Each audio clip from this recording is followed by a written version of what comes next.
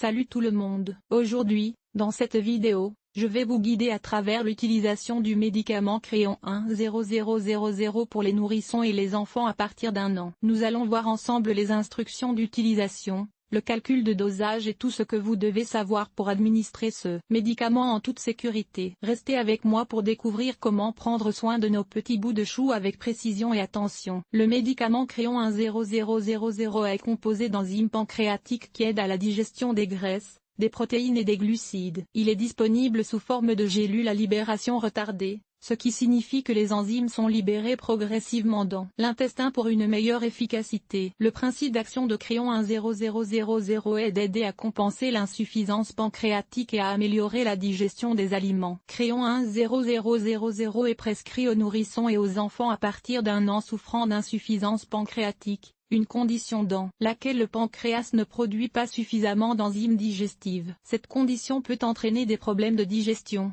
tels que des selles grasses, des ballonnements et une mauvaise prise de poids. Le médicament est également utilisé pour traiter la mucoviscidose, une maladie génétique qui affecte les voies respiratoires et la digestion. Il est important de noter que Créon 10000 ne doit pas être utilisé en cas d'allergie aux ingrédients du médicament, d'obstruction intestinale ou de poussée aiguë de pancréatite. De plus, il est essentiel de consulter un médecin avant d'administrer ce médicament aux enfants présentant des problèmes de santé sous-jacents ou prenant d'autres médicaments, car des interactions peuvent survenir. Suivre strictement les instructions du médecin concernant le dosage et l'administration de Créon 10000 est crucial pour assurer son efficacité et la sécurité des enfants. Bonjour à tous. Aujourd'hui nous allons parler du médicament Créon et de son utilisation chez les nourrissons et les enfants à partir d'1 an. Pour commencer, il est essentiel de suivre les instructions du médecin concernant le dosage de Créon. Le dosage dépend du poids de l'enfant et de la gravité de la maladie. Il est important de ne pas dépasser la dose prescrite pour éviter tout risque d'effets secondaires. Créon est généralement pris avec les repas pour aider à la digestion des aliments. Les capsules peuvent être ouvertes et mélangées avec de la nourriture pour les jeunes enfants qui ont du mal à avaler les comprimés. Assurez-vous de consulter régulièrement le médecin pour ajuster le dosage si nécessaire et pour surveiller les progrès de l'enfant. Il est également important de ne pas interrompre brusquement le traitement sans avis médical. Comme tout médicament, Créon peut entraîner des effets secondaires chez certains enfants. Les effets indésirables les plus courants incluent des maux d'estomac,